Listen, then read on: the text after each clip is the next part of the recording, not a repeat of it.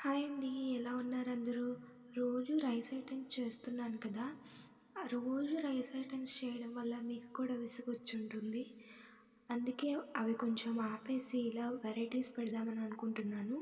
And ఈ pasta అయితే చాలా చాలా టేస్టీగా ఉంటుంది రెస్టారెంట్ స్టైల్‌లో.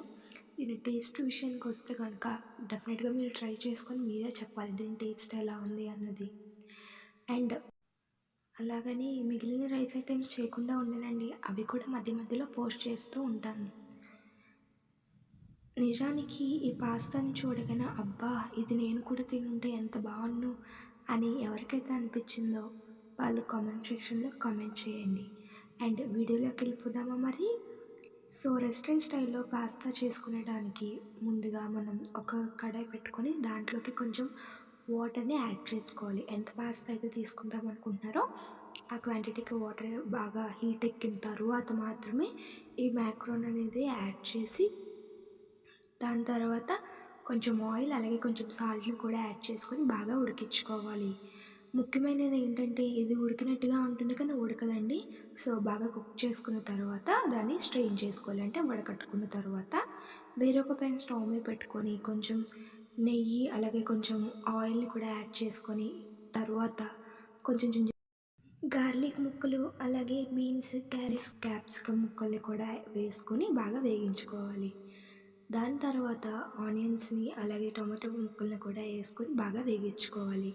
అలా వేగిన తర్వాత కొంచెం కారాన్ని యాడ్ చేసుకోండి. అండ్ అలాగే కొంచెం సాల్ట్‌ని యాడ్ చేసుకోండి. ఎందుకంటే ముందు అందులో యాడ్ చేసుకున్నాం కాబట్టి. ఈ విధంగా బాగా యాడ్ చేసుకున్న తర్వాత దీంట్లోకి మనం ఉడికించి పెట్టుకున్న మాక్రోని అనేది యాడ్ చేసుకొని బాగా మిక్స్ చేసుకోవాలి. దీంట్లోకి ముందుగా 2 టేబుల్ స్పూన్ల కార్న్‌ఫ్లోర్ అలాగే కొంచెం పాలు, కొంచెం వాటర్‌ని మిక్స్ చేసుకొని ఈ విధంగా లిక్విడ్ అయిన తర్వాత దీంట్లోకి యాడ్ చేసుకోవాలి.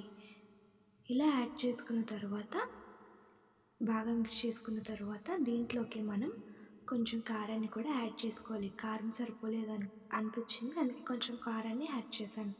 తర్వాత దీంట్లోకి కొంచెం వాటర్‌ని యాడ్ చేసుకొని ఈ విధంగా బాగా వేగించుకుంటున్న తర్వాత దీంట్లోకి చీజ్‌ని వేసుకోండి. చీజ్ స్లైసెస్ అయినా పర్లేదు, చీజ్ క్యూబ్స్ అయినా పర్వాలేదు. ఎక్కువ చీజ్ వేసుకుంటే మాత్రం ఈ యొక్క పాస్తా అనేది చాలా చాలా టేస్టీగా ఉంటుంది. చూడండి ఎంత క్రీమీగా, ఎంత టేస్టీగా చూడడానికి అబ్బా! ఎంత బావుందో అనిపిస్తుంది. సో, డెఫినెట్‌గా మీరు కూడా ట్రై చేయండి. చాలా చాలా టేస్టీగా ఉంటుంది. అండ్ సబ్స్క్రైబ్ చేయడం మాత్రం మర్చిపోకండి. Please subscribe my channel and like చేయడం మాత్రం అసలు మర్చిపోవద్దు.